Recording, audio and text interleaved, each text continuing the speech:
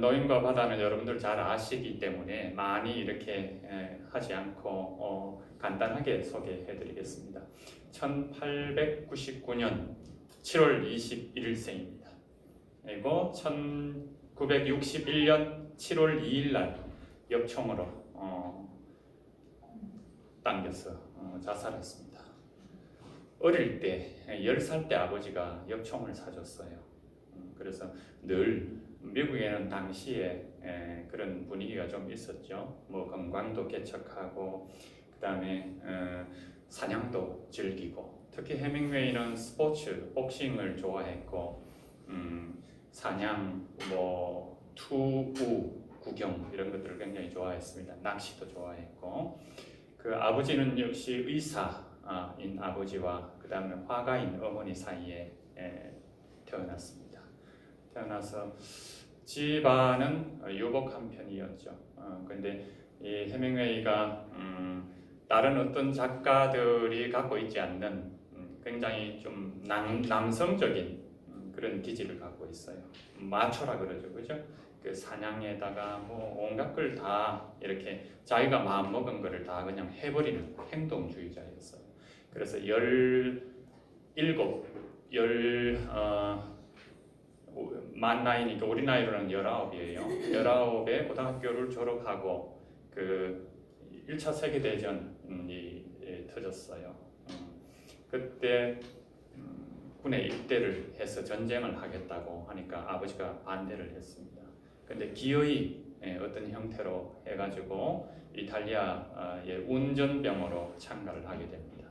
그리고 이곳저곳 그 전장에서 다쳐가지고 파편을 한 200 몇 개나 이렇게 다리에 파편을 빼내는 그 치료도 했고, 그래서 다른 어떤 누구보다 이 작가다운 느낌은 사실 별로 덜 드는 사람이에요. 어떤 용감한 전사 같은.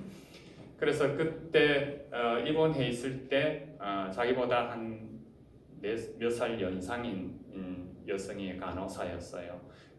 그 두 사람이 사랑을 했는데 해밍웨이가 이제 20살 됐을 때 청혼을 했는데 여자가 거절을 했어요. 그때 이 용감방탕한 청년 해밍웨이가 깊은 상처를 받게 됩니다. 그래서 여성에 대한 뭐라 할까요? 좀 불신 이런 게 생겼어요. 그 뒤로 뭐 그게 어떤 사람의 견해인지 모르겠지만, 그래서 결혼을 4번이나 합니다. 첫 번째 그 청혼에서 실패하고 그 뒤로 한 7년, 8년 이런 주기로 계속 결혼을 하게 됩니다. 물론 여기저기 돌아다니면서 이렇게 어떤 여성들과 이렇게 많이 눈이 맞고 마음이 맞아서 그랬겠지만, 그래서 작가들 중에도 가장 좀 마초적인 그런 해밍웨이예요. 그래서 스페인 내전에 27살 때 처음 소설집을 내고요. 스페인 내전이라고 아시죠? 오랫동안 스페인에서 내전이 있었는데 그게 누구를 위하여 종은 울리나에서 세계 대전을, 스페인 내전이 이렇게 지속되다가는 세계 전쟁이 일어날 것이다는 예언 같은 그런 내용을 많이 담아놨어요. 그리고 스페인을 특히 좋아했습니다. 그 투를 즐기다가 또 아프리카에까지 가서 뭐 사냥도 하고 이렇게 살았습니다. 그래서 다른 작품 중에 제일 유명한 작품이 누구를 위하여 종은 울리나, 그 다음에 또 뭐죠? 무기여 잘 있거라. 또 이 노인과 바다를 씀으로써 비로소 그 전에도 문제가, 고등학교 때부터 글을 워낙 잘 써가지고 해밍웨이 엄마는 나중에 해밍웨이가 작가로서 성공을 했음에도 불구하고 계속 명성이 이렇게 있었는데 엄마는 넌 내가 아무리 읽어봐도 어릴 때 쓰는 것보다 못 쓴다 하고 이렇게 이야기를 했대요.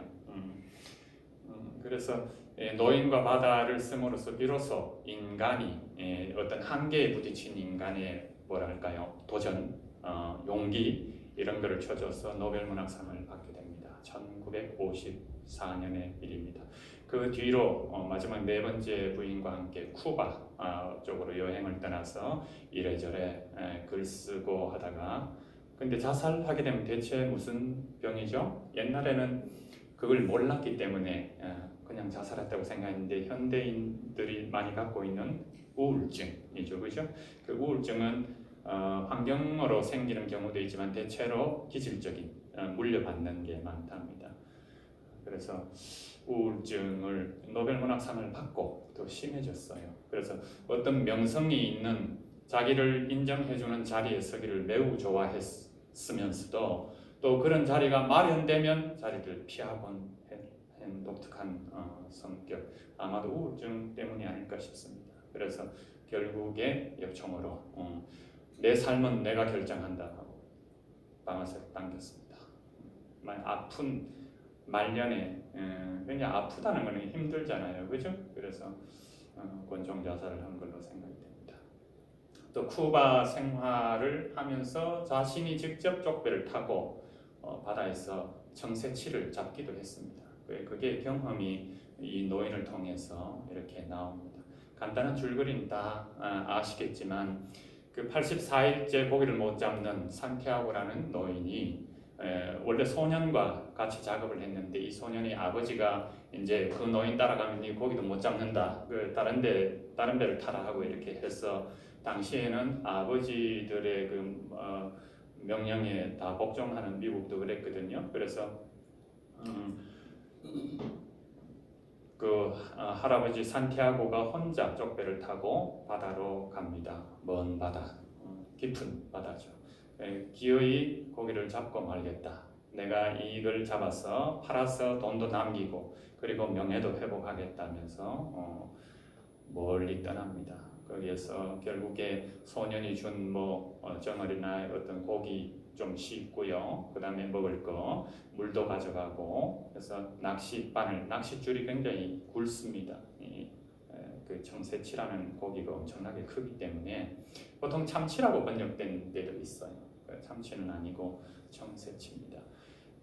그래서 깊은 바다에서 고기와 사투를 벌인 끝에 결국에 이렇게 해안으로 돌아오는데 그건 낭독을 하면서 여러분들이 같이 알아주시면 되겠네요. 낭독 시작하겠습니다.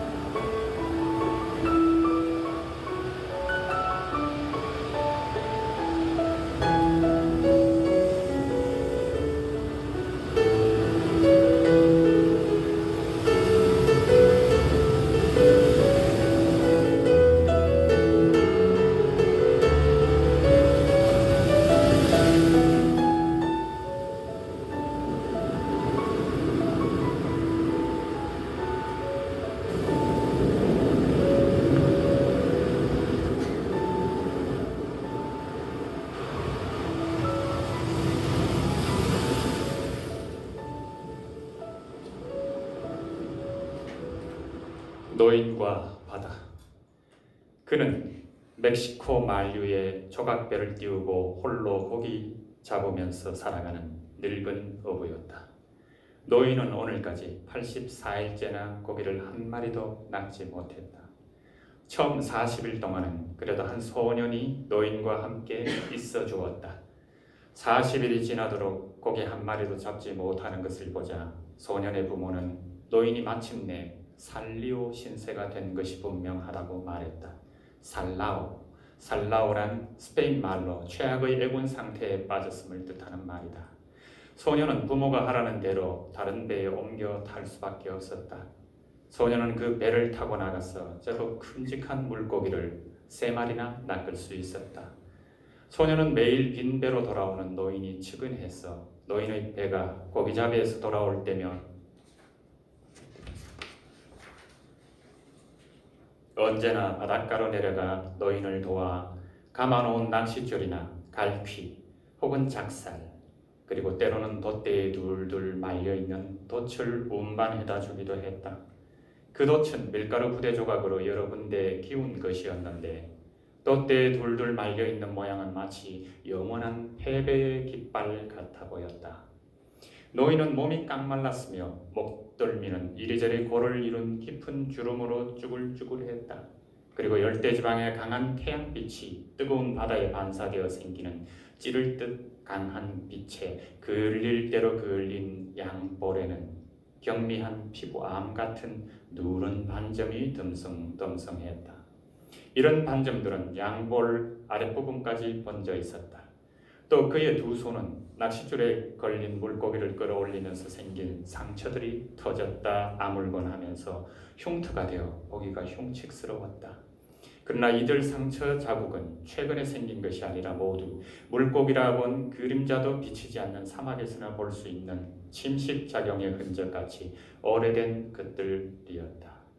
이 노인의 신체 중에 노쇠하지 않은 곳이라곤 오직 눈뿐이었다. 그 눈동자는 바다와 같이 푸른 색깔이었고 눈빛에는 늘 즐거움과 지칠 줄 모르는 기상이 감돌고 있었다. 산티아고 할아버지! 소녀는 조각배를 끌어올려 놓은 모래뚝으로 올라가면서 노인을 불렀다. 다시 예전처럼 할아버지하고 일했으면 좋겠어요. 이제 돈도 꽤 벌었으니까요. 노인은 이 소년에게 처음으로 고기잡이를 가르쳐준 사람으로 소년은 노인을 무척 좋아했다. 안 돼! 노인은 단호히 말했다. 그러고 나서 한참 소년을 쳐다보더니 말을 이었다. 너는 이왕 행운이 함께하는 배를 탔으니 거기 그대로 있으렴. 그렇지만 생각해보세요. 전에 언젠가 할아버지는 87일 동안이나 고기 한 마리도 잡지 못한 때도 있었잖아요. 그러다가 그 다음에 3주일 동안 계속해서 매일 엄청나게 큰 놈들을 낚았었고요. 그래, 그런 적이 있었지.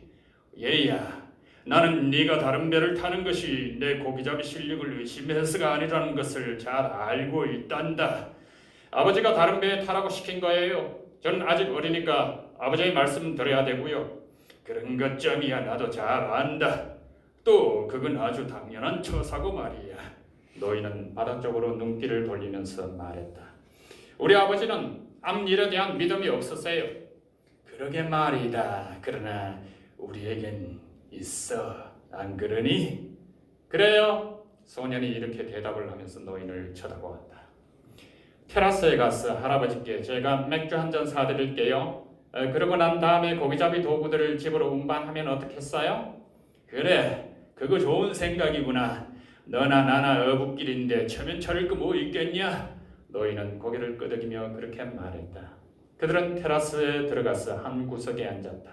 이미 그곳에 와 자리를 잡고 왁자지껄 떠들어대고 있는 어부들이 노인을 보자 놀려댔다. 그러나 노인은 조금도 화를 내지 않았다. 소녀는 정어리와 미끼로 쓸 고기 2마리를 신문지에 싸가지고 돌아왔다. 그런 다음 그들은 발밑으로 밟히는 잔돌 스킨 모래의 감촉을 느끼면서 배를 올려놓은 곳을 향해 오솔길을 따라 내려갔다. 그러고는 둘이서 함께 배를 바다 쪽으로 밀었다. 행운을 빌어요, 할아버지. 그래, 너에게도 행운을 빈다. 노인은 소년에게서 받은 신선한 다랑어 새끼 2마리, 가장 긴 낚싯줄 2개에 추처럼 달아놓았고 다른 2 낚싯줄에는 전에도 썼던 크고 푸른 전갱이와 줄무늬 전갱이를 달았다. 이것들은 아직 쓸만했지만 이 미끼 고기들이 더욱 그럴듯해 보이게 하려고 훌륭한 정어리들까지 곁들여서 매달아 두었다. 큰 연필 정도 두께의 줄에는 초록색 막대기가 물속에 잠기게 해놓았다. 각각의 줄에는 40길 정도의 밧줄이 2줄 달려 있었는데 그것을 여분의 밧줄에 바짝 묶을 수 있게 해놓았어 필요하다면 고기 한 마리가 낚싯줄을 300길 이상 끌고 나가도 끄떡없게 모든 준비를 갖추어 놓았다. 이제 노인은 3개의 막대기가 물에 잠기는 것을 지켜보면서 낚싯줄이 똑바로 적당한 수심에서 아래 위로 움직일 수 있도록 천천히 노를 저었다. 해가 바다 위로 희미하게 떠오르자 노인은 다른 고깃배들이 물 위에 나지막하게 해안을 배경으로 조류를 거스르며 흩어져 있는 것을 잘 볼 수 있었다. 이제 해는 더 밝아졌어. 그 눈부신 빛이 수면 위에서 끝없이 퍼져나갔다. 드디어 해는 완전히 떠올랐다. 잔잔한 바다에 비친 햇볕이 반사되어 눈이 따가웠으므로 노인은 되도록이면 수면을 바라보지 않고 노를 저어 앞으로 나아갔다. 노인은 물속을 들여다보며 어두운 바닷속으로 곧게 내려간 낚싯줄을 응시했다. 노인은 누구보다도 낚싯줄을 곧게 그리고 정확한 깊이에 들이워서 어두운 흐름의 어느 깊이에서나 그 근처를 헤엄치는 고기가 미끼를 먹을 수 있도록 해놓고 고기를 기다리고 있었다. 이미 해가 떠오른 지 2시간가량 지나 있었다. 이제는 동력을 바라보아도 그다지 눈이 따갑지 않았다. 시야에 들어오는 것이라고는 막막한 바다 위에 떠있는 세 척의 배뿐이었는데 그것도 아주 나지막하게 저 멀리 해안 가까운 쪽에 있었다. 나는 평생 동안 이른 아침 햇살에 눈이 상해왔지 하고 노인은 생각했다. 그러긴 하지만 내 눈은 아직 쓸만해. 저녁 때 해를 똑바로 쳐다봐도 눈앞이 캄캄하진 않으니까 저녁의 햇빛이 더 강한데도 말이야. 하지만 아침 햇살도 퍽 고통스럽구나.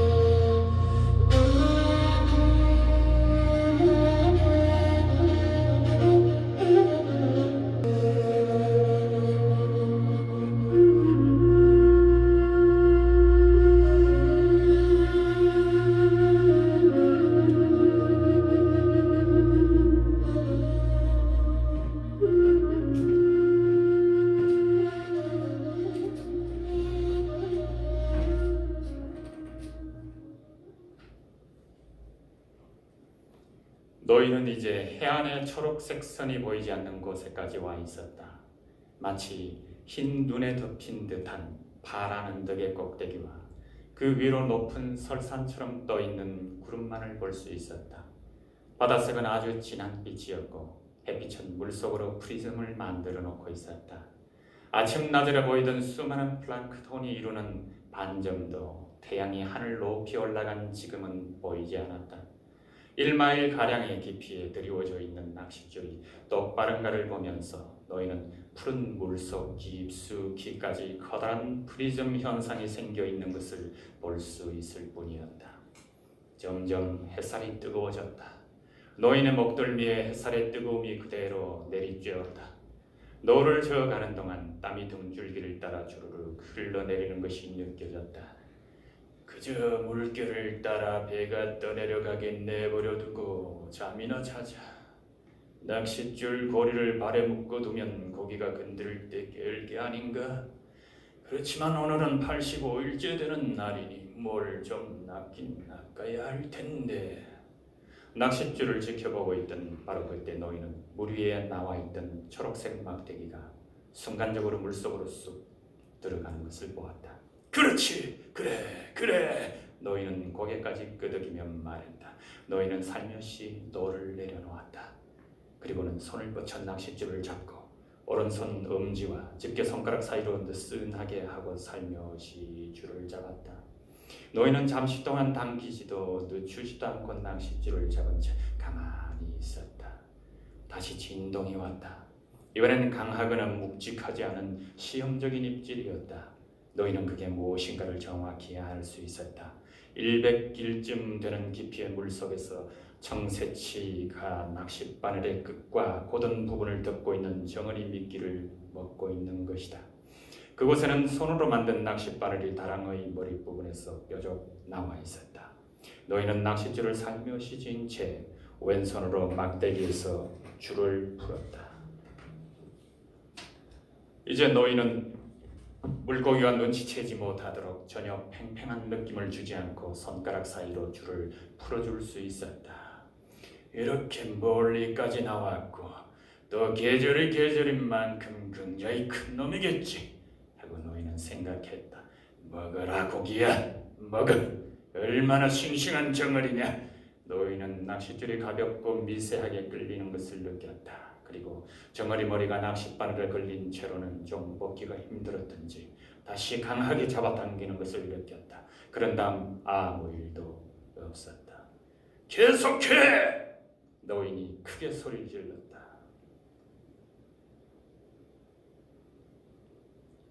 노인은 부드럽게 당겨지는 반응에 기뻤다. 바로 그때 뭔가 억세고 믿을 수 없을 만큼 무거운 느낌이 전해져 왔다. 그건 고기 무게였다.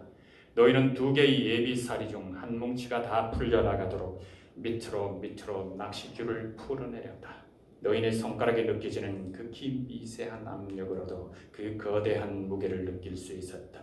이건 정말 대단한 놈이군. 노인의 목소리는 약간 흥분되어 있었다. 미끼가 입가에 걸렸구나. 이놈, 그걸 물고 달아날 작정이로구나.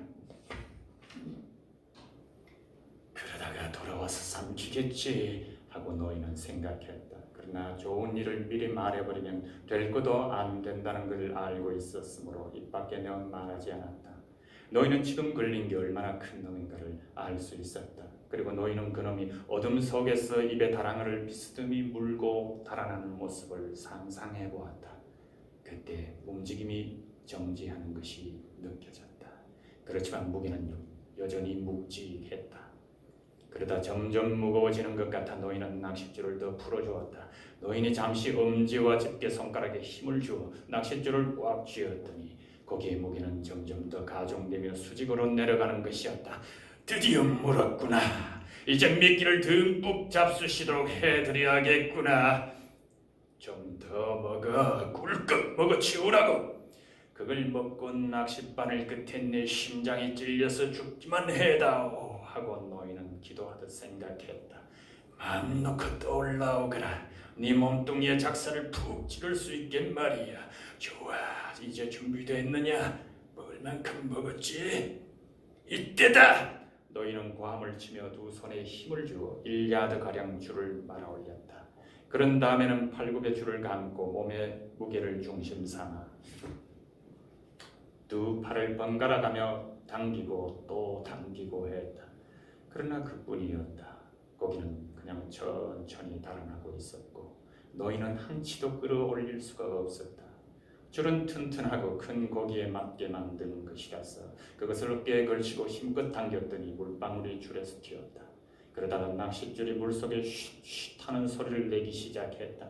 노인은 자리에 버티고 앉았어. 놈이 끄는 힘에 맞서가며 몸을 뒤로 젖혔다. 배가 서북쪽 방향으로 천천히 나아가기 시작했다. 고기는 꾸준히 헤엄쳐갔다. 노인과 고기는 고요한 바다 위를 서서히 나아갔다. 다른 미끼들은 그대로 물속에 있었으나 어찌할 도리가 없었다. 그 애라도 있었으면 좋았을걸. 노인은 커다랗게 외쳤다. 만약 저놈이 아래쪽으로 내려가겠다고 작정하는 날은 어떡한다. 저놈이 소리를 내거나 죽거나 한다면 어떻게 한다. 모르겠다. 그러나 4시간이 지나도록 고기는 배를 끌고 여전히 바다 한복판으로 헤엄쳐 나가고 있었으며 노인은 낚싯줄을 등에 걸친 채 꽉 붙들고 있었다. 저 녀석이 끌려당겨 정오 무렵이었지. 그런데 여태 저놈 얼굴도 못 봤단 말이야. 노인이 중얼거렸다. 노인은 고기가 끌려들기 전에 밀짚 모자를 머리에 꽉 눌러 쓰고 있었는데 그게 지금 이마를 쥐어서 머리를 자르는 것 같이 아팠다. 또 목도 탈 듯이 말랐다. 노인은 낚싯줄이 당겨지지 않도록 조심조심 하면서 무릎을 꿇고 최대한 손을 뻗쳐 한 손으로 물병을 집어들었다. 마개를 빼고 한 모금 마셨다. 그런 다음 이물에 기대어 쉬었다. 내려놓은 돛대 위에 앉아 쉬면서 단지 견디어 나가야 한다는 것 외에 아무것도 생각하지 않기로 하고 항해를 계속했다. 문득 뒤를 돌아보니 육지는 보이지 않았다. 상관없어. 언제든지 하바나에서 비치는 불빛만 보면서 가면 돌아가는데 문제는 없으니까. 그리고 해가 지려면 아직 2시간 이상 남았어. 아마 그 전에 저놈이 올라와 줄 거야. 그러나 이렇게까지 버티다니 대단한 놈인데 철사줄을 있는 데까지 삼키고 입을 꽉 다물고 있으면 틀림없어. 이놈 얼굴 좀 봤으면 내가 어떤 녀석과 대결하고 있는가를 꼭 한 번만이라도 보고 싶구나. 해가 지자 9월의 밤은 점차 추워졌다. 노인은 조심스럽게 일어나 뱃전에 서서 오줌을 누구는 별을 보며 항로를 살폈다. 낚싯줄은 노인의 어깨에서 곧바로 뻗어 일직선으로 물속에 잠겨 있었는데 마치 한 줄기 인광처럼 보였다. 그들은 지금 한층 더 느리게 달리고 있었다. 그러나 하바나의 불빛은 점차 희미해져 가고 있었고 그래서 노인은 해류가 분명히 그들을 동쪽으로 이끌어 간다는 것을 알 수 있었다. 그 애가 있었으면 좋을 텐데 나도 좀 도와주고 지금 이것도 구경하면 정말 좋을 텐데. 이렇게 말하고 나자 노인은 자기가 낚은 대어가 갑자기 불쌍해졌다. 이놈이야말로 굉장한 놈인데 얼마나 늙었을까 알 수 없는 녀석이야 하고 생각하면서 노인은 바닷물 속에 잠긴 낚싯줄을 내려다보았다. 노인의 뒤쪽에 있는 미끼 하나에 뭔가 걸려들었다.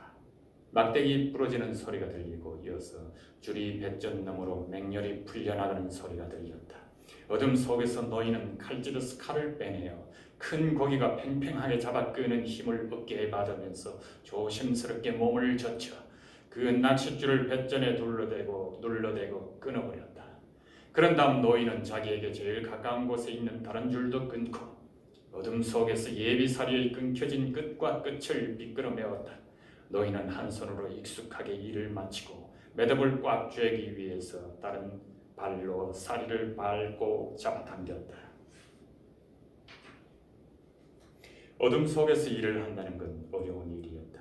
작업 도중 고기가 갑자기 잡아 끄는 바람에 곤두박질하여 눈 아래쪽이 찢어졌다. 피가 볼을 타고 흘러내렸다. 그러나 피는 턱까지 내려오기 전에 응고되었다. 노인은 이물 쪽으로 기어가서 배전에 기대어 쉬었다.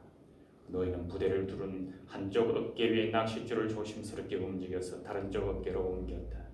어깨에 줄을 고정시켜 고기가 끄는 힘을 주의 깊게 저어보고 나서는 한 손을 물에 담가서 배가 물을 헤치며 나가는 속력을 가늠해 보았다. 북쪽으로 향하고 있구나. 노인은 말했다. 그렇긴 해도 조류 때문에 우린 훨씬 동쪽으로 밀려와 있겠지 하고 노인은 생각했다. 이놈이 조류를 따라 돌아줬으면 좋겠다. 그렇게 된다면 그건 놈이 지쳤다는 증거가 분명한데. 노인은 힘을 다해 당겨보려고 했으나 처음 고기가 걸렸을 때나 마찬가지로 여전히 낚싯줄은 극도로 팽팽하여 어떻게 해볼 도리가 없을 정도였다.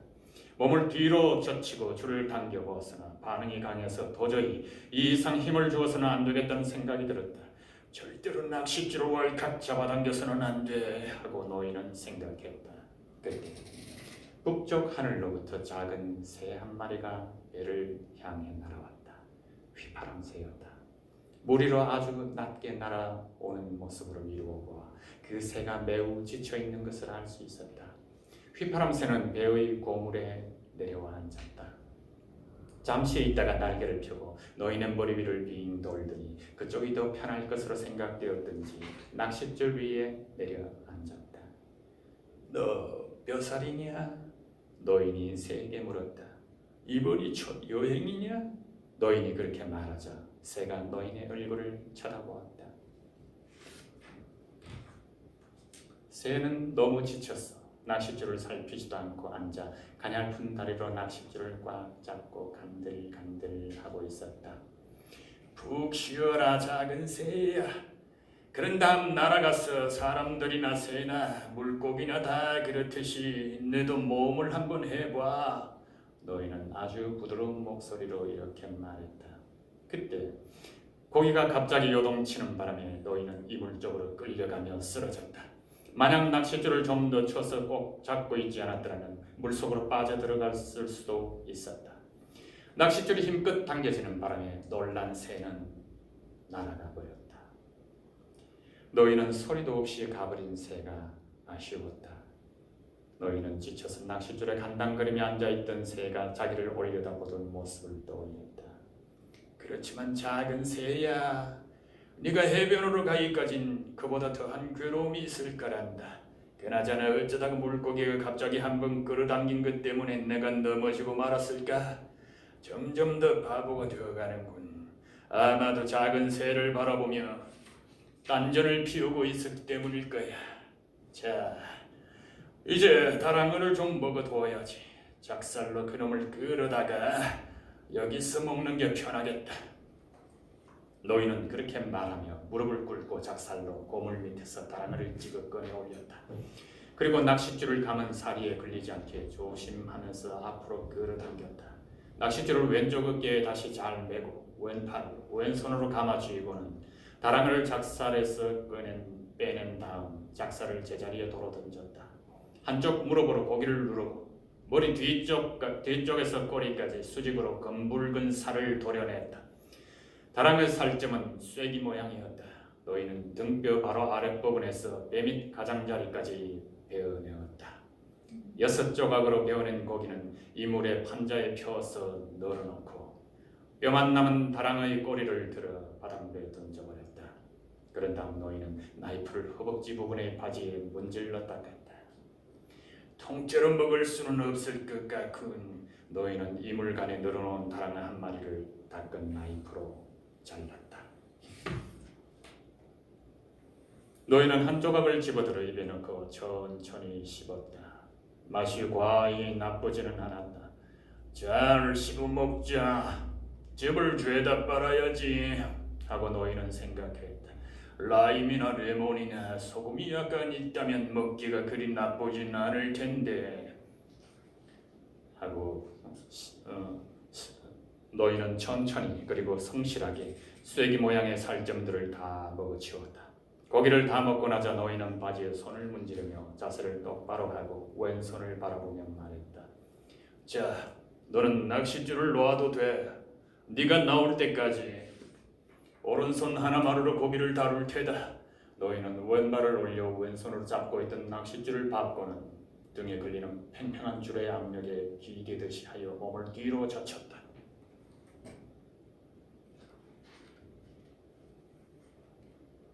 그때 노인은 오른손으로 잡고 있는 낚싯줄의 이상한 끌림을 느꼈고 물속에 잠긴 줄의 각도가 달라지는 것을 보았다.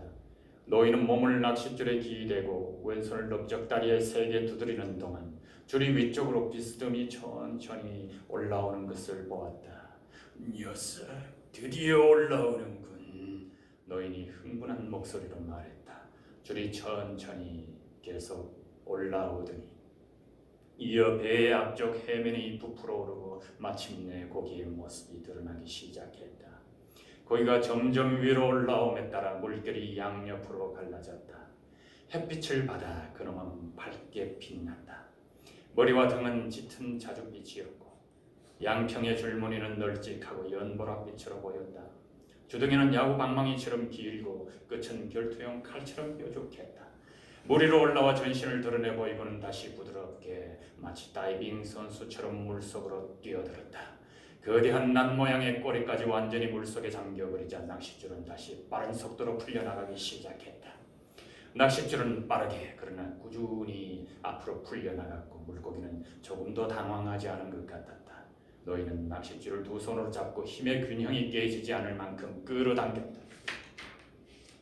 고기는 다시 속도를 늦추어 원래대로 나아가고 있었다. 이놈이 왜 뛰어올랐는지 알 수가 없군. 마치 제가 얼마나 큰가를 보여주려는 것처럼 뛰어올랐어. 어쨌든 이제 이 녀석이 얼마나 큰지는 알았다고. 노인은 그런 생각을 했다. 그리고 잠시 있다가 이물간에 편안한 자세로 기대었다. 쥐가 난 손의 고통은 계속되었지만 묵묵히 참았다. 고기는 꾸준히 앞으로 나아갔고 배는 그에 따라 어두운 물살을 천천히 헤쳐나갔다. 동쪽으로부터 바람이 불어오자 조금씩 파도가 일었다. 정오 가까이 되면서 노인의 왼손에 쥐가 풀렸다. 이제 쥐가 났던 손은 회복되었지만 몸은 여전히 아팠다. 하지만 노인은 고통을 전혀 인정하지 않았다.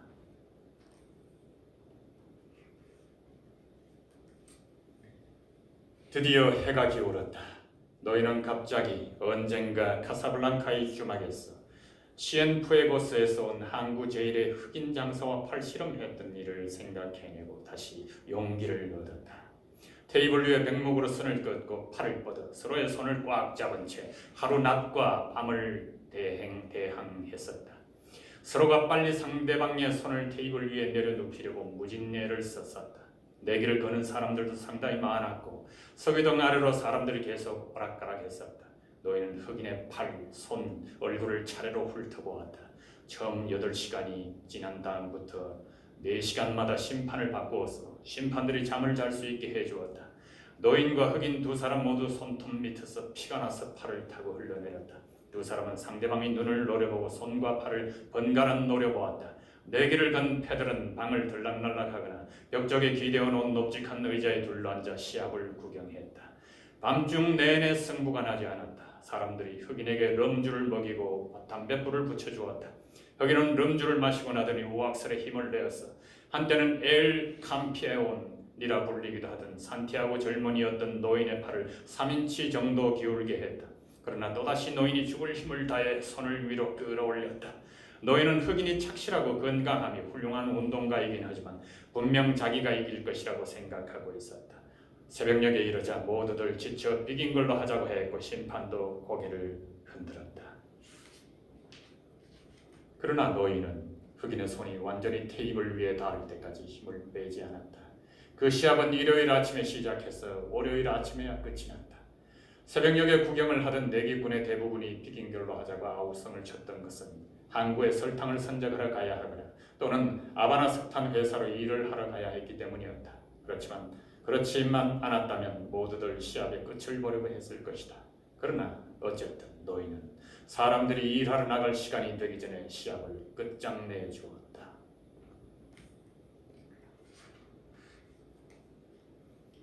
이 녀석아, 기분이 좀 어때?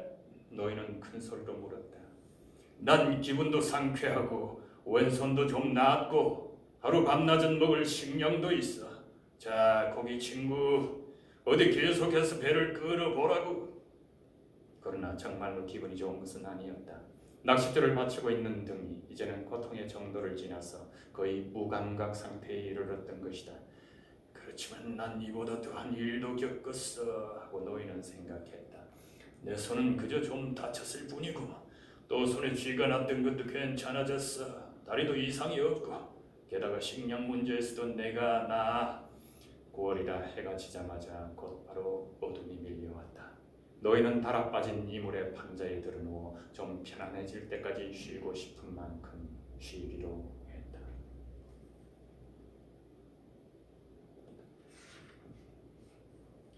한두 시간쯤 쉬었으리라. 늦도록 달이 뜨지 않았어. 노인은 시간을 알 수 없었다. 쉬긴 했지만 쌓인 피로에 비하면 잠깐의 휴식은 그다지 큰 도움은 되지 못했다. 노인은 여전히 등으로 고기를 끄는 힘에 대항하고 있었으며 아직도 왼손을 이물의 뱃전에 올려놓고 고기에 대한 저항을 되도록 배에 맡기고자 했다.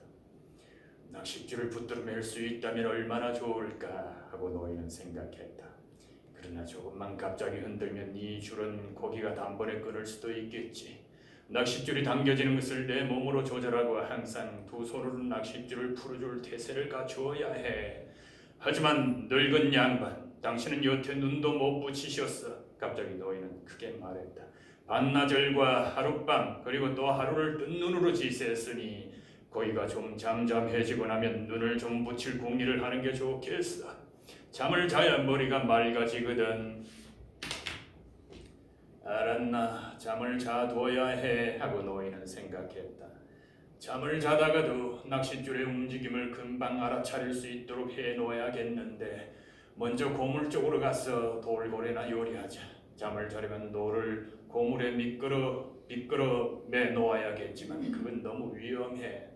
잠을 안 자도 될 거야. 노인은 그렇게 내까였다. 그러나 그건 너무 위험한 일이지. 동쪽 하늘에서부터 흐려지더니 노인이 알고 있는 별들이 하나 둘씩 가려지기 시작했다. 마치 구름의 대협곡을 통과하는 기분이었다. 파도는 잠잠했다. 사나흘 안으로 날씨가 나빠지겠는데 노인이 말했다. 그러나 오늘과 내일 정도는 괜찮을걸. 고기가 잠잠하게 가만히 있는 동안에 빨리 잠잘 준비를 해서 잠이나 좀 자둬라. 이 늙은이야. 노인은 몸 전체의 체중을 이물 판자에 기대면서 오른손을 넓적다리에 얹고 그 오른손으로 낚싯줄을 팽팽히 잡았다. 줄이 고정되어 있는 동안은 오른손이 줄을 지탱해 주겠지 하고 노인은 생각했다. 노인은 전 체중을 오른손에 맡기고 온몸으로 낚싯줄을 누른 채 모로 드러누워 잠이 들었다.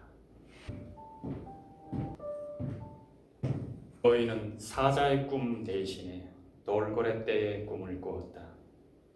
그 다음으로 노인은 오두막집 침대에 누운 꿈을 꾸었는데 북풍이 불어와서 아주 추웠고 오른팔은 베개 대신 머리를 받치고 있느라 저렸다. 그 다음에 노인은 또 길고 누런 해변을 보았다. 처음에 한 마리의 사자가 이른 새벽에 어둠 속을 내려오더니 이어서 다른 사자떼가 내려왔다. 노인은 이물 판자의 턱을 괴고 사자를 바라보고 있었다. 배는 거기에 닻을 내린 채 저녁의 미풍에 일렁대고 있었다. 노인은 사자들이 더 많이 오면 정말 좋겠는데 하고 기대하면서 즐거운 마음으로 그걸 보고 있었다. 달이 뜬 지 오래였으나 노인은 여전히 잠을 자고 있었고 고기는 꾸준히 헤엄쳐 가고 있었다. 배는 구름의 터널 속을 떠가고 있었다. 노인이 잠을 깬 것은 오른손이 세차게 얼굴을 때리더니 낚싯줄이 노인의 오른손을 태워버릴 듯 고통을 주며 빠르게 빠져나가고 있을 때였다. 노인은 왼손이 감각이 없었기에 오른손으로 있는 힘을 다해 줄을 정지시키려고 했다. 그러나 줄은 사정없이 끌려가고 있었다. 마침내 왼손이 줄을 더듬어 잡은 다음 등으로 받쳤다. 그러자 이번에는 등과 같이 왼손이 타는 듯이 아팠다. 팽팽하게 풀려나가는 줄의 마찰로 왼손에는 심한 상처가 났다. 노인은 낚싯줄 사리 쪽을 돌아보았다. 줄은 천천히 풀려나가는 중이었다. 바로 그때 고기가 바다를 가르며 뛰어올랐다가 육중하게 바닷속으로 다시 떨어졌다. 꽤 널따란 크기로 하얀 거품이 일렁였다. 그런 뒤에도 고기는 다시 몇 번 뛰어올랐다. 낚싯줄은 여전히 풀려나가고 배는 전속력으로 끌려갔다. 노인은 끊어질 정도로 줄을 당겼다. 당겼다간 늦추고 늦추었다간 또 당겼다. 노인은 갑자기 이물간으로 바짝 끌려가 엎어지며 얼굴을 돌고래 살 조각에 파묻었다. 노인은 꼼짝할 수 없었다. 드디어 때가 왔구나 하고 노인은 생각했다. 자, 이제 시작이다. 고기는 더 이상 뛰어오르지 않았고 철썩거리는 육중한 소리와 바닷물이 갈라지는 소리만이 들릴 뿐이었다. 낚싯줄이 그렇게 빨리 풀려나가자 손은 사정없이 찢겼다. 낚싯줄은 앞으로 계속 풀려나갔다. 그러다가 풀리는 속도가 좀 늦어지고 노인은 고기가 줄을 조금씩 끌고 가는데도 그만한 힘이 들게 하며 풀어주었다. 그러고 나서 뺨으로 짓이겨 놓은 고깃 조각 판자에서 가만히 얼굴을 들었다. 그 다음 노인은 무릎을 꿇고 조심스럽게 일어섰다. 노인은 점차 속도를 늦추어 가면서 낚싯줄을 풀어주었다. 이제 빙빙 돌기 시작하면 그때 작업을 해야지. 왜 갑자기 그렇게 날뛰게 되었을까? 배가 고파서 날뛴 것일까? 아니면 밤중에 무언가에 놀랄 일을 당했던 것일까? 아마 갑작스레 공포를 느꼈던 모양이다. 하지만 저놈은 그다지 공포심도 없고 조용하며 강하게 확신에 차 있었는데 이상하지.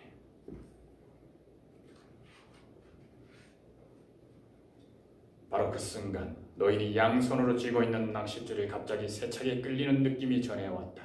그것은 아주 날카롭고 딱딱하고 무겁게 느껴졌다. 이물에 기대 앉아 쉬면서 노인은 줄을 당기지 않고 고기가 마음대로 한 바퀴 돌게 놔두고 싶은 마음이 간절했다. 그러나 줄의 상태로 보아 고기가 배 가까이 오고 있다는 것을 알게 되자 노인은 일어나 끌어당길 수 있는 만큼 계속해서 끌어당겼다. 바다에는 파도가 제법 일었다. 그러나 그것은 청명한 날씨에 불어오는 미풍이었고 또 집으로 돌아가려면 그 바람이 필요했다. 배를 남서쪽으로 돌려야겠다. 노인은 중얼거렸다. 사나이가 바다에서 길을 잃는 법은 없어. 더구나 쿠바는 꽤 길다란 섬이거든. 노인이 고기를 본 것은 세 번째 회전 때였다. 처음에는 검은 그림자처럼 보였다. 그것이 배 밑을 지나가는데 너무나 시간이 걸려서 이것이 고기의 길이라고는 도저히 믿을 수가 없을 정도였다. 아니야, 저렇게 클 리가 없지. 노인은 그걸 바라보면서 놀라워 목소리마저 커졌다. 그러나 고기는 정말로 컸고 세 번째 회전을 한 뒤 수면의 모습을 드러냈다. 노인은 꼬리가 물 위로 솟는 것을 볼 수 있었다. 금푸른 물 위로 튀어나온 고기의 꼬리는 큰 낫보다도 더 컸고 매우 창백한 보랏빛을 띠고 있었다. 물고기가 수면 바로 아래로 헤엄쳐 나감에 따라 거대한 몸체와 그 위에 자줏빛 줄무늬를 볼 수 있었다. 거기에 등 지느러미는 몸에 딱 붙어 있었고 거대한 가슴 지느러미는 좌우로 활짝 펼쳐져 있었다. 노인은 땀을 흘리고 있었다. 하지만 그것은 햇볕 때문만은 아니었다.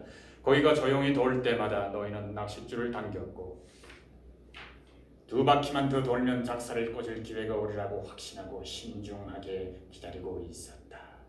고기는 이제 조용히 그리고 매우 아름답게 거대한 꼬리만 움직이면서 선회하여 보였었다. 노인은 고기를 가까이 끌어들이려고 온갖 힘을 다 기울였다. 그 순간 고기는 기우뚱하며 살짝 옆으로 눕더니 곧 몸을 똑바로 세우고 또다시 한번 선회하기 시작했다. 노인은 모든 고통과 그에게 남은 온 힘과 옛날에 지니고 있던 자존심까지 모두 되살려 합쳐서 고기에게 맞섰다. 고기는 노인의 옆으로 유유히 다가왔다. 주둥이가 그의 뱃전에 닿을 듯했다. 고기는 점잖게 헤엄쳐 배를 스쳐가기 시작했다. 고기의 몸은 기다랗고 두텁고 넓고 은빛에 자줏빛 줄이 있었으며 바닷물 위로 등을 조금씩 보이며 유유히 움직이는 그 모습은 한없이 거대하게 보였다. 노인은 순간 줄을 바닥에 늘어뜨려 한쪽 발로 밟고는 가능한 한 작사를 높이 쳐들었다가 있는 힘을 다해 마지막 남은 힘까지 모두 짜내어 노인의 가슴 높이까지 올라온 고기의 가슴 지느러미 옆구리를 향해 힘껏 내리꽂았다. 노인은 작살은 날이 고기 살속을 뚫고 들어가고 있는 것을 느끼고 있는 힘을 다해 작살을 자신의 몸무게로 내리눌렀다. 그러자 치명상을 입은 고기는 있는 힘을 다해 물 위로 치솟았다. 길고 넓적하고 힘차고 아름다운 고기의 몸 전체가 그 모습을 드러내었다. 고기는 노인의 키보다 더 높이 뛰어오르는 것 같았다. 그렇게 높이까지 솟아오른 고기는 노인과 배 전체에 크게 물보라를 덮으시우며 다시 물속으로 첨벙 떨어졌다. 노인은 순간 정신이 어지럽고 머쓱거워져서 앞이 잘 보이지 않았다. 그는 작살에 얽힌 밧줄을 감추린 다음 껍질이 벗겨져서 쓰라린 두 손 사이로 천천히 풀려나가게 했다.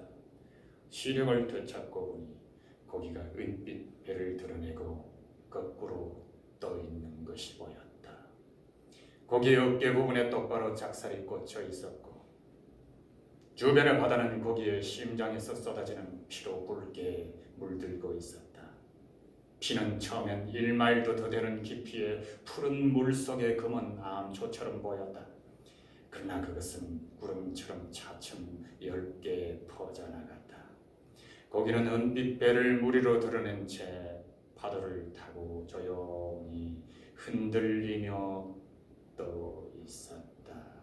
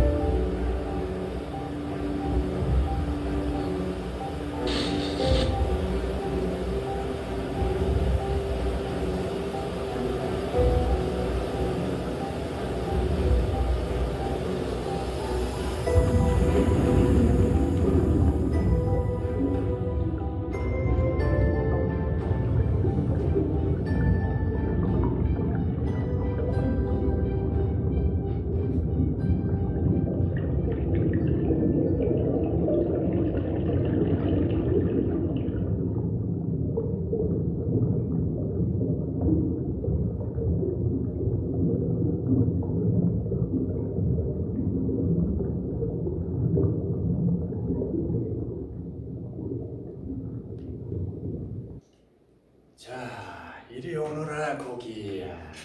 너희는 아주 다정하게 말했다. 그러나 고기는 꿈쩍하지 않았다. 그저 바닷물 위에 가만히 누워서 조금씩 흔들리고 있을 뿐이었다. 너희는 배를 저 고기 곁으로 다가갔다. 너희는 고기와 평행이 되게 가까이 다가갔어 고기의 머리를 백전에 미끄럼냈다. 고기의 크기가 도무지 믿어지지 않았다. 그러나 너희는 말뚝에서 작살 밧줄을 풀어서 한 끝을 고기의 아가미로 넣어서 턱을 묶었다. 그리고 창날처럼 뾰족한 주둥이에 한 바퀴 돌려 감은 다음 다른 쪽 아가미를 꿰고 또 한 번 주둥이에 감은 뒤 그 양쪽 끝을 이물의 닷줄 막대기에 단단히 미끄러 메었다. 그리고 닷줄을 끊어 꼬리에 올가미를 씌우려고 고물 쪽으로 갔다. 고기의 몸은 본래 은빛과 자줏빛이 섞인 빛깔이었는데 이제는 은빛으로 변해 있었다.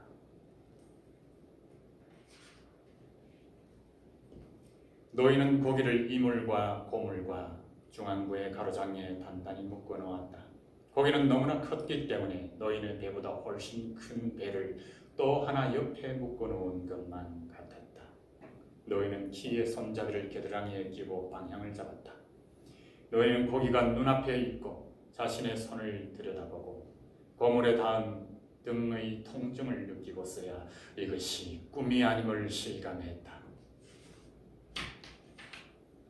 고기가 자신의 배 옆에 단단히 미끄러 매여 있는 것이 보였고 상처투성이가 된 손과 움직일 수 없을 정도로 아픈 등이 지금 자신이 꿈을 꾸는 것이 아님을 말해주었다. 고기와 배는 서로 나란히 묶인 채 같이 항해하고 있었다. 그들은 순탄하게 항해해 나갔다. 너희는 두 손을 소금기 많은 푸른 물에 담가서 정신을 차리려고 애를 썼다. 하늘에는 높이 저군이 떠 있었고 그 위에는 또 많은 권총문이 떠 있었다. 그걸 올려다보며 너희는 밤새도록 미풍이 계속되리라는 것을 알았다. 너희는 고기를 바라보고 또 바라보고 하면서 이게 사실이라는 걸 자꾸만 확신하려 했다. 첫 번째 상어가 습격한 것은 그로부터 1시간 후의 일이었다. 상어는 결코 우연히 나타난 것이 아니었다. 놈은 고기에서 흘러나온 금붉은 피가 가라앉아 1마일가량 깊이의 바다에 번졌을 때 그 냄새를 때문에 깊은 바닷속에서 떠올라오는 것이었다. 너무나 빨리 그리고 조금도 거침없이 올라와서는 푸른 수면을 가르고 햇빛 속으로 제 모습을 드러냈던 것이다. 그랬다가 그것은 다시 바닷속으로 들어가 고기가 흘린 피의 냄새를 맡고 배와 고기가 달리는 길을 뒤따라 헤엄쳐 왔던 것이다. 때때로 상어는 냄새를 놓치는 줄 보이지 않았지만 상어는 곧바로 냄새를 찾아내거나 아니면 그 자취를 탐색해서 빠른 속도로 따라왔다. 상어가 물결을 일으키지 않고 수면 바로 위를 빠르게 헤엄쳐 나가는 모습은 꽉 담은 커다란 턱을 제외하면 마치 보통 황새치의 모습과 흡사했다. 꽉 다물고 있는 이중턱 안에는 8줄이나 되는 이빨이 안쪽으로 비스듬히 나 있었다. 상어는 더 신선한 피냄새를 맡으며 전속력으로 달려오고 있었다. 꿈이었더라면 차라리 나았을 걸 하고 노인은 생각했다. 상어가 습격할 것은 분명해. 그러나 혹시 내가 그놈을 잡을 수 있을지도 모르지. 상어는 드디어 고물 쪽으로 쳐들어왔다. 상어가 고기를 덮칠 때 노인은 상어의 쩍 벌린 입과 이상한 눈과 이빨로 소리를 내며 꼬리 바로 윗부분을 향해 달려드는 모습을 자세히 보았다. 상어 머리가 물 위로 나와 있었다. 그때 노인은 상어 머리에 코로부터 곧장 올라오는 선이 두 눈 사이의 선과 만나는 거기가 골이 들어있는 부분이므로 노인은 그곳을 노리고 내려쳤다. 노인은 전력을 향해 다해 피투성이가 된 손으로 아주 날카롭고 튼튼한 작사를 던졌다. 희망 같은 것이 전혀 없었으나 오로지 그래야 한다는 각오와 격렬한 저기로 상어를 내리쳤다. 상어의 몸이 뒤집혔다. 상어의 눈을 보니 이미 살아있는 빛이 아니었다. 그러는 순간 상어는 제 몸을 뒤척였다. 노인은 그놈이 죽었다고 생각했으나 상어는 자신의 죽음을 쉽게 받아들이지 않았다. 놈은 벌렁 몸을 뒤집어 꼬리를 수면을 거세게 차며 주둥이를 벌렸다 다물었다 할 때마다 덜컥덜컥 소리를 내고 있었다. 상어는 그렇게 마치 회속종처럼 물을 헤치며 바둥거렸다. 그놈의 꼬리 지느러미가 펄떡거리는 통에 수면에는 하얗게 거품이 일어나 원을 그리며 점점 크게 퍼져나갔다. 갑자기 밧줄이 팽팽해지면서 떨리다가 뚝은 늦어나갔다. 순간 놈의 몸뚱이 4분의 3 정도가 물 위로 드러났다.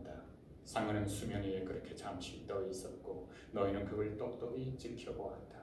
그런 다음 상어는 소용돌이와 함께 아주 천천히 바닷속으로 가라앉아 버리고 말았다.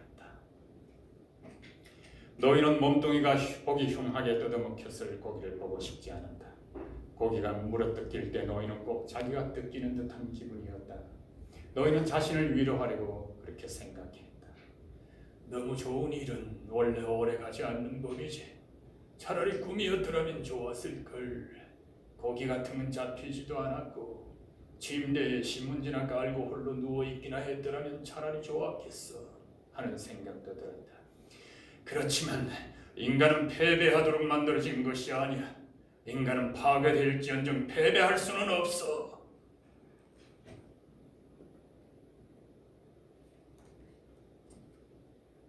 미풍이 불고 있었다. 북동쪽으로 방향이 좀 바뀌었을 뿐 계속해서 불어오고 있었다. 그것은 바람이 멎지 않을 쟁졸한 것을 노인은 알고 있었다. 노인은 광막한 바닥이 자신의 앞길에 뭔가 보이는 게 없나 살폈지만 다른 배의 돛대도 선체도 연기도 전혀 보이지 않았다. 단지 배의 이물 주위에서 이리저리 뛰어다니는 날치와 누런 해초더미들만 눈에 들어올 뿐이었다. 심지어 새 한 마리도 보이지 않았다. 노인은 힘을 내려고 배의 고물에 편안히 앉아 청새치의 살점을 씹으며 2시간가량 항해했다. 바로 그때 노인의 눈에 무언가 보였다. 노인은 큰 소리로 외쳤다. 이 말은 다른 말로는 바꿔놓을 수 없는 부러지지음이었으며 아마도 못이 손바닥을 뚫고 지나가 나무에 박힐 때나 나올 것 같은 저도 모르게 지르는 바로 그런 소리였다. 상어 때가 몰려오는구나. 노인은 온몸이 빳빳해지는 것 같았다. 상처와 긴장됐던 근육의 모든 부분들이 차가운 밤 공기 때문에 쓰라리고 아파왔다. 이번엔 노인도 소용이 없는 싸움이라는 걸 아니 승산이 없는 싸움이라는 걸 깨달았다. 놈들이 때를 지어 몰려왔고 그놈들의 지느러미가 물속에서 그려내는 선과 그놈들이 고기를 물어 뜯을 때 바라는 인광이 반짝이는 것을 볼 수 있을 뿐이었다. 그리고 놈들이 주둥이로 고깃점을 물어뜯는 소리를 들었고 배 밑에서 고기를 물고 흔들어대는 것을 노인은 놈들의 대가리를 내리쳤다. 그저 놈들의 손을 따라 3만원을 내리치는 것일 뿐이었다. 무언가가 몽둥이를 끌어당기는 듯하더니 그것마저도 빼앗겨버렸다.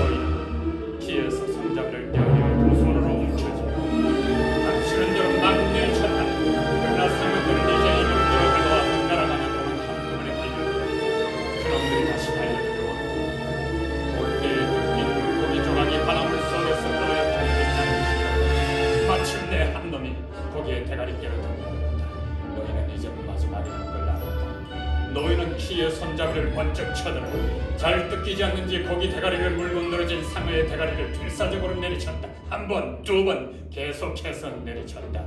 너희는 키 손잡이가 부러지는 소리를 들었다. 너희는 그 부러진 키의 손잡이로 상어를 찔렀다. 제법 들려 들어가는 듯했다. 너희는 부러진 끝이 뾰족하다는 걸 깨닫고 다시 한번 찔러 넣었다. 상어는 물었던 것을 뱉고는 뒹굴면서 물러간다. 이제 놈들이 뜯어먹을 것이라고 더 이상 없었다. 너희는 이제 더 이상 지칠 수 없을 정도로 녹초가 되어버린 것이다. 하지만 너희는 그런 몸을 가누어 애써 고물 쪽으로 가서 키 손잡이에 부러진 끝을 방향 키의 구멍에 꽂아 넣어 방향을 바로잡으려고 했다. 너희는 부대를 어깨에 두르고 배의 방향을 조종했다. 배는 무척 가볍게 항해했다. 너희는 아무런 생각도 어떤 느낌도 없었다. 이제 모든 것을 초월했고 할 수 있는 한 잘 그리고 요령 있게 배를 다루고 고향 항구로 돌아가고 있었다. 너희는 자신의 배가 해류 속에 편성하고 있다는 것을 느꼈고 드디어 해변을 따라 줄지어선 마을의 집들에서 흘러나오는 불빛을 볼 수 있었다. 너희는 자기가 어디쯤에 있는지를 알 수 있었으며 별로 힘들이지 않고 집으로 갈 수 있다는 것도 알았다. 하여튼 바람은 우리의 친구야. 언제나 그런 것은 아니지만 때때로 그렇지 하고 너희는 생각했다. 바다에는 우리의 친구도 있고 적도 있지. 그리고 침대 하고 너희는 생각했다. 침대야말로 내 친구야. 침대만이. 너희는 이런저런 잡념에 뒤섞인 머리와 쓰러지기 직전의 몸을 좀 누이고 싶다는 생각뿐이었다. 너희네 조각배가 작은 항구에 들어갔을 때 테라스의 불빛은 꺼져 있었다. 모든 것이 잠들어 있었다. 꾸준히 불어왔던 미풍은 이제 강풍으로 바뀌어 있었다. 그러나 항구 안쪽은 고요했다. 너희는 바위 아래쪽에 조약돌 깔린 조그만 해변에 배를 댔다. 너희는 돛대를 내리고 돛을 감아서 묶었다. 그러고는 돛대를 어깨에 메고 언덕길을 올라가기 시작했다. 너희 자신이 극도로 피곤해 있다는 것을 느낀 것은 이 순간이었다. 너희는 잠시 멈추고 뒤를 돌아보았다. 가로등 불빛이 반사하는 가운데 배의 고물 뒤쪽에 있는 고기의 큰 꼬리가 보였다. 그리고 하얗게 드러난 고기의 등뼈와 뾰족한 주둥이와 검은 덩어리같이 보이는 대가리와 그 사이가 텅 비어있는 모습도 눈에 들어왔다. 너희는 다시 육지로 올라가기 시작했다. 겨우 꼭대기 언저리에 이르렀을 때 너희는 힘없이 쓰러져 돛대를 어깨에 짊어진 채 잠시 동안 그대로 있었다. 드디어 어깨에 짊어진 돛대를 땅바닥에 내려놓고 일어섰다. 그런 다음 돛대를 집어들어 다시 어깨에 메고 나서 힘겹게 언덕길을 올라가기 시작했다.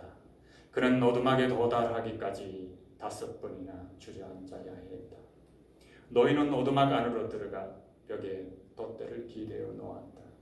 어둠 속에서 물주전자를 찾아 물을 마시고 나서 침대에 쓰러지듯 엎드려 누웠다. 너희는 담요를 끌어올려 다리와 등과 어깨를 덮었다. 그리고 두 팔을 쭉 뻗어 손바닥을 위로 하고 신문지에 얼굴을 파묻고 잠이 들었다.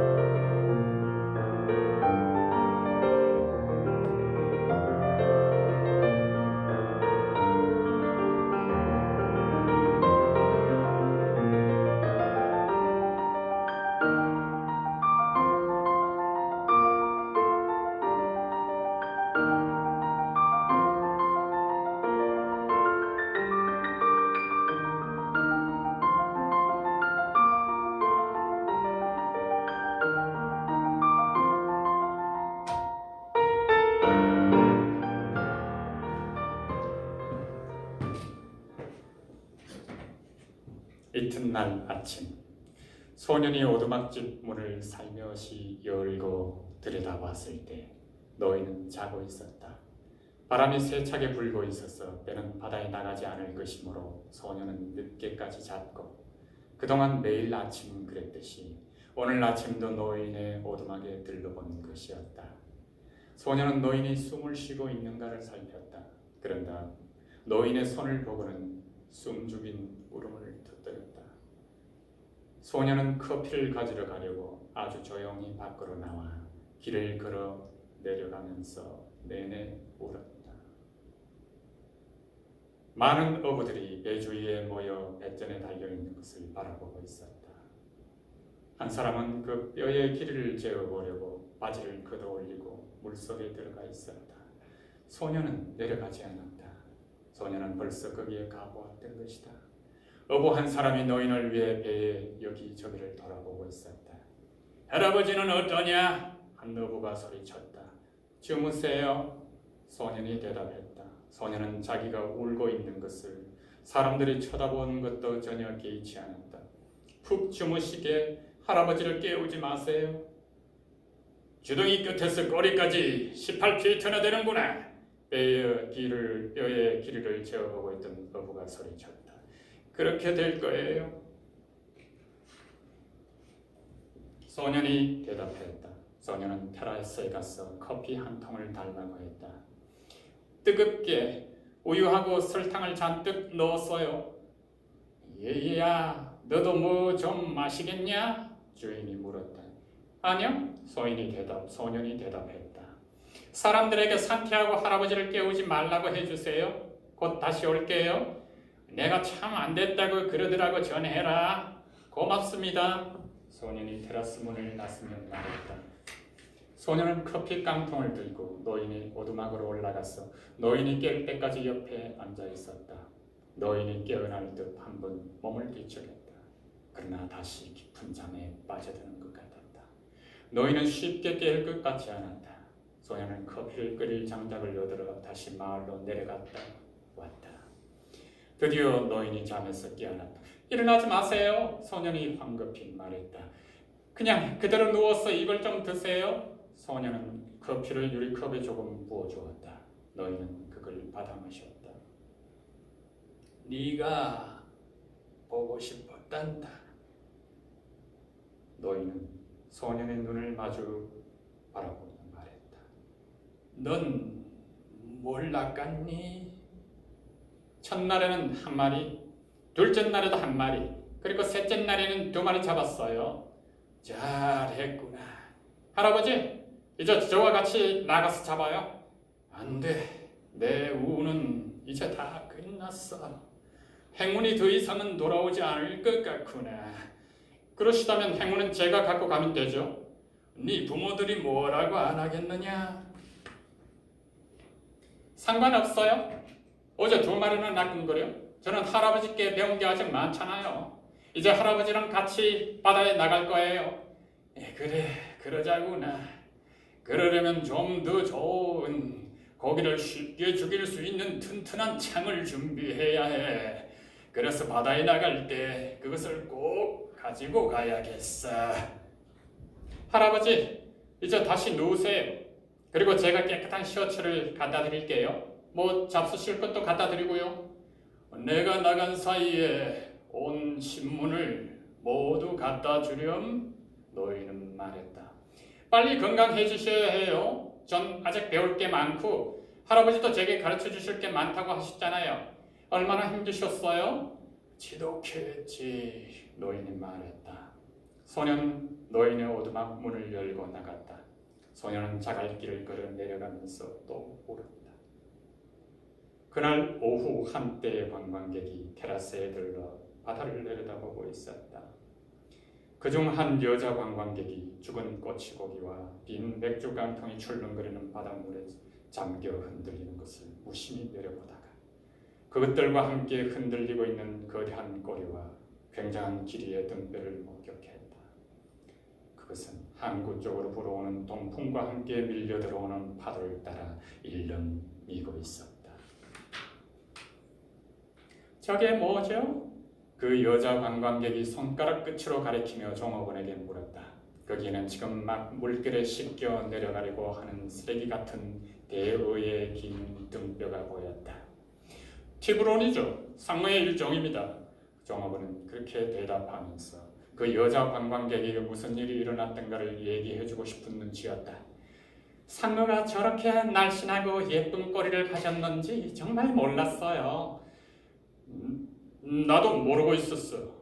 그녀의 동행인 남자가 대답했다. 길 위쪽의 오두막에서는 노인이 아직도 잠을 자고 있었다. 노인은 엎드린 채 잠에 빠져 있었으며 소녀는 그 옆에 앉아 노인을 지켜보고 있었다. 노인은 사자의 꿈을 꾸고 있었다.